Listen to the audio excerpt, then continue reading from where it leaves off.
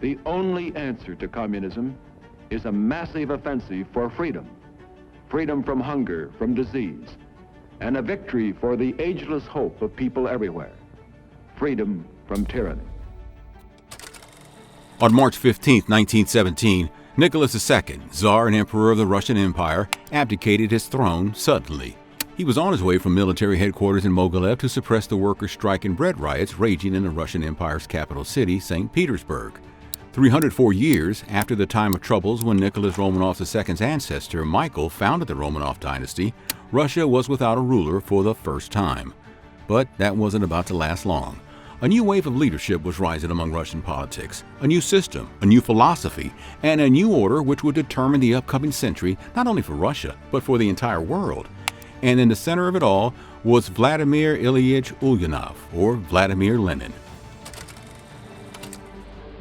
Товарищи, рабоче-крестьянская революция, о необходимости которой все время говорили большевики, совершилась!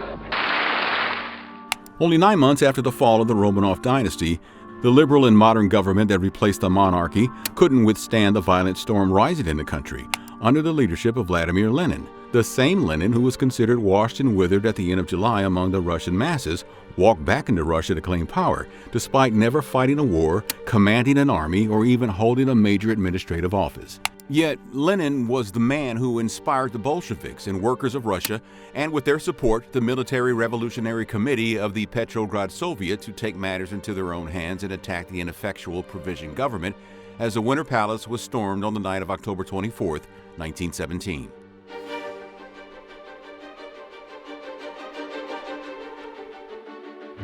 Incumbent ministers were arrested, and Lenin urged the Bolsheviks to make Leon Trotsky the new chairman of the Sovnarkom. But Trotsky and other Bolsheviks insisted Lenin take up the job that he eventually accepted.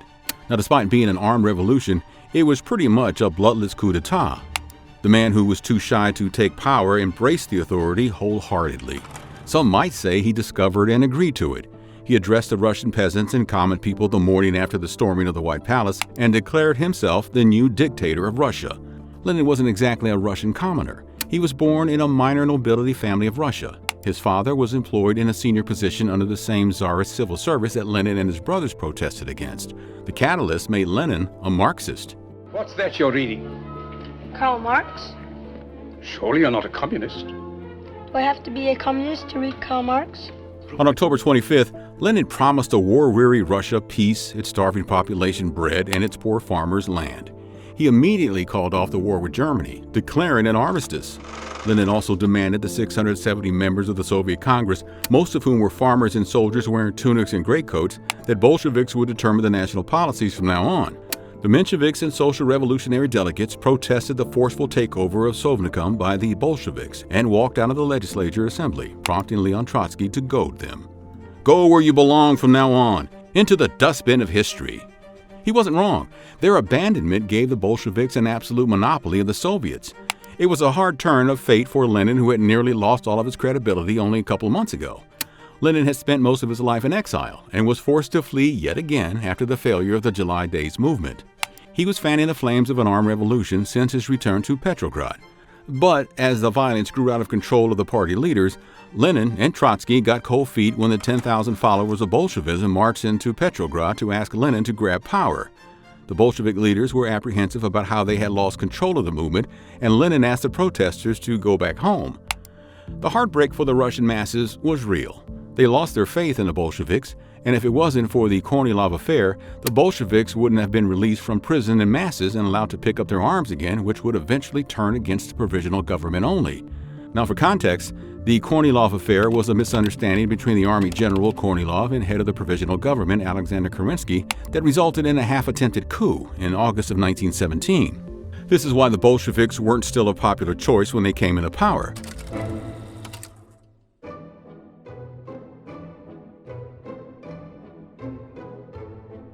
They took control of the government by default, and Russia was so exhausted and sick with war and weak governments that they were ready to accept any kind of stability. According to historians such as Helen Rappaport, Russians wouldn't have minded back then if the Germans had invaded and taken control of the government. Ironically, few thought the Bolsheviks could hold out for long. Their hold on the capital was tenuous at best, and their seizure of power was contested immediately by strikes from not only the banks that Lenin ordered to be nationalized, but there were strikes by the government bodies like the Civil Service and the Post and Telegraph Service, making Lenin's hold on Moscow further debatable. However, the Bolshevik stronghold, Petrograd, was a different story. A much more westernized city, Petrograd was home to a considerable population of British and American expats. When the revolution happened, these expats were mostly bystanders and kept their heads low to survive the anarchy. The Americans, mostly employees of major corporations like International Harvester, Singer Sewing Machine Company, and Westinghouse, had to wear stars and stripes sewn onto their clothes to make sure they were left alone and not mistaken for the enemy by any side. Many others simply decided to flee immediately after the events of the October Revolution, such as Julia Dent Grant, the granddaughter of the former American President Ulysses S. Grant, who had married into the Russian royalty and was going by the name Princess Cantacuzene Speransky.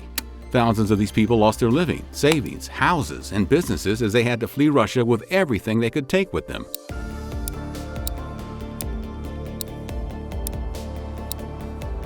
After the first week of turmoil and violence, Lenin took control over Moscow with the support of the Bolshevik Red Guards.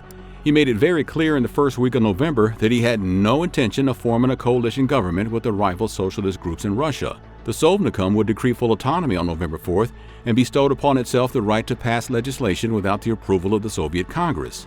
The opposition parties had very little power to oppose such autocratic ruling, but they hinged their hopes on upcoming elections due to be held in late November. Now, in the meantime, Lenin's government abolished all Tsarist ranks, titles, and privileges. The elections for a constituent assembly aimed to create a democratic Russia by adult suffrage and providing every Russian citizen equal opportunity to elect their government regardless of class. The Russian Civil War began in the aftermath of the Great October Revolution of 1917.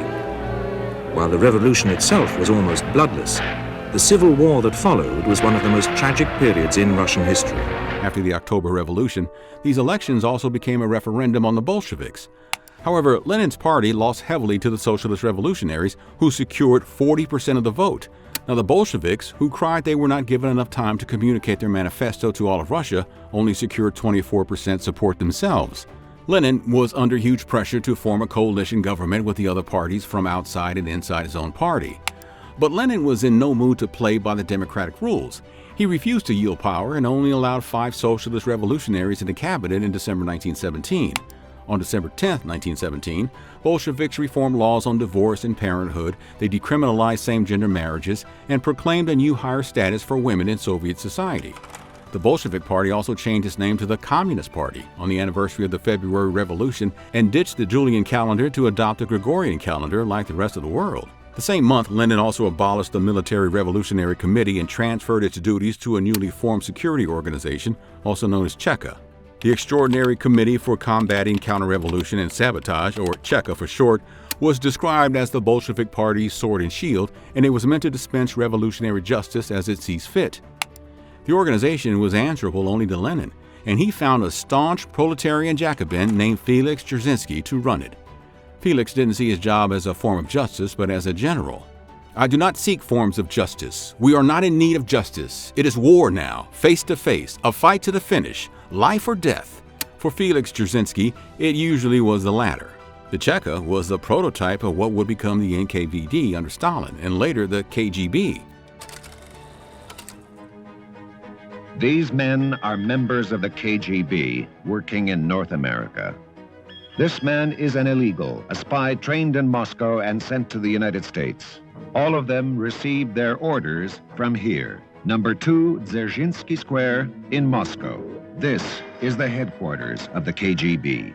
From here, the KGB continues to carry out the mandate given to the secret police by Lenin, who said it was to be the sword and shield of the revolution, the offense and defense of Soviet aims throughout the world.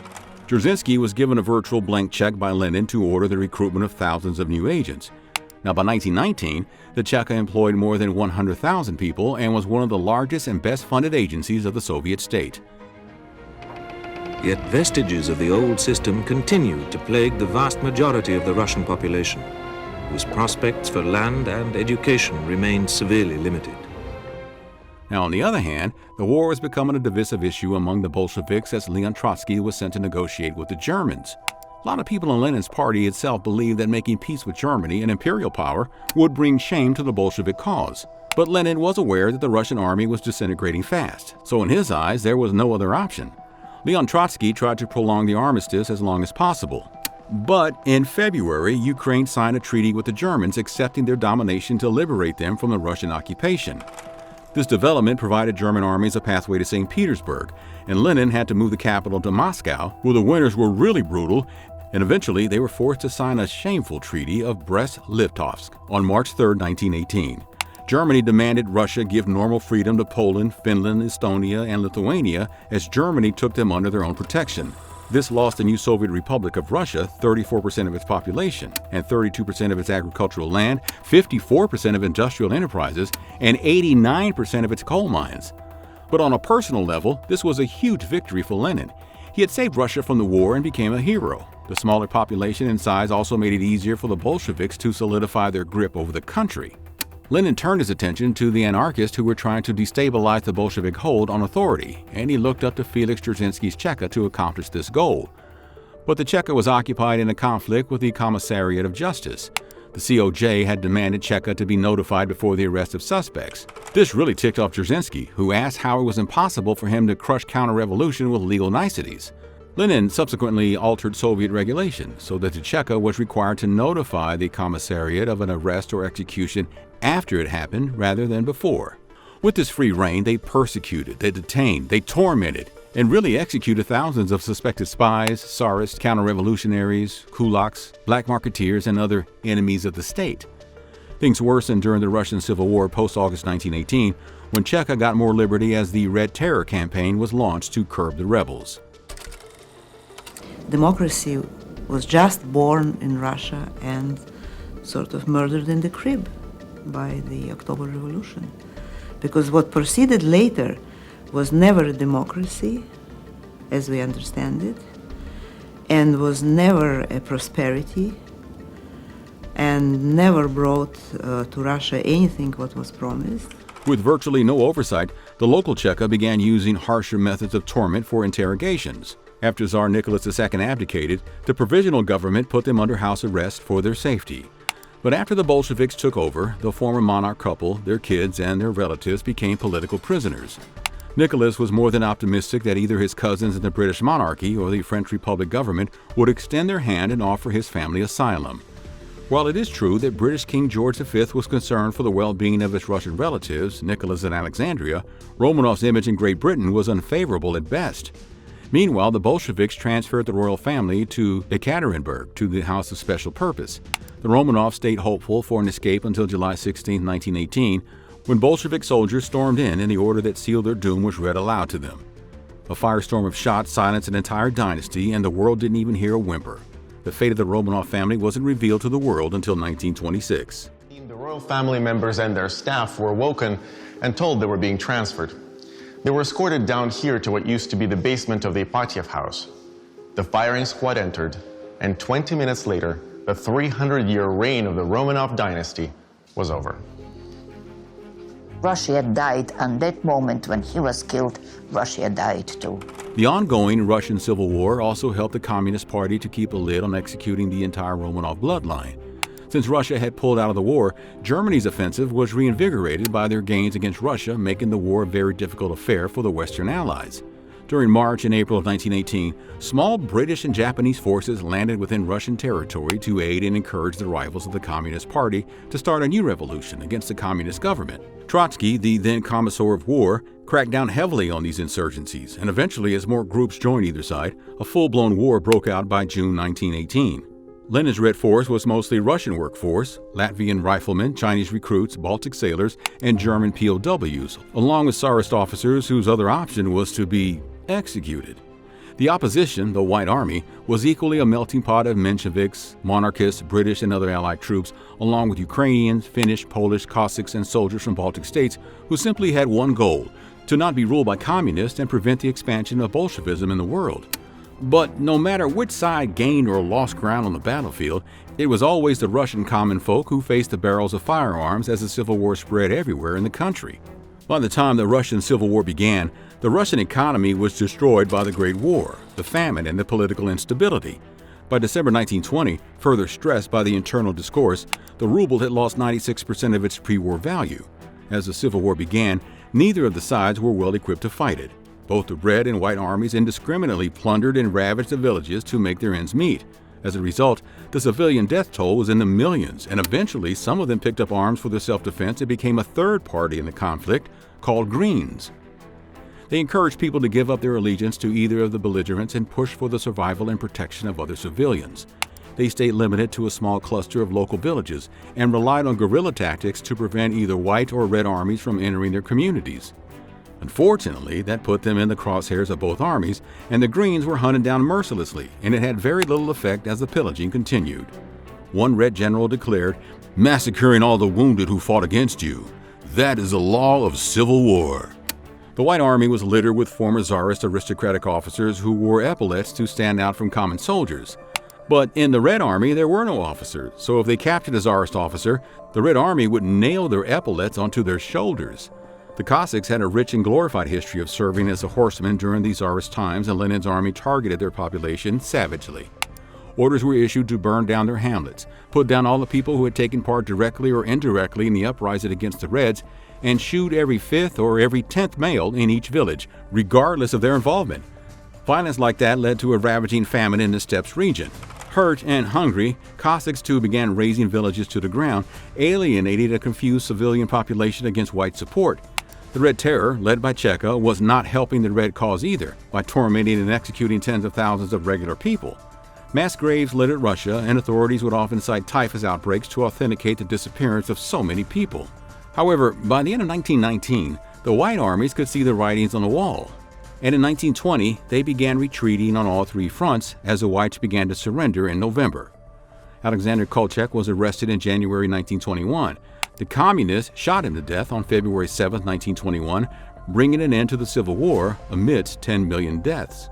The fall of the Ottoman Empire gave a temporary life to three Transcaucasian republics, Azerbaijan, Armenia, and Georgia.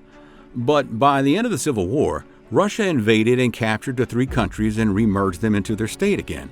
The hero of this conflict was Leon Trotsky, the Russian Commissar of War, who against all odds had shaped the Red Army to be better and more efficient through the entire discourse. A lot of people in the Communist Party perceived him as the successor of Vladimir Lenin, whose health was rapidly deteriorating. But there was competition. A new Georgian leader was rising among the Communist Party, using diplomacy and charm. His name? Joseph Stalin.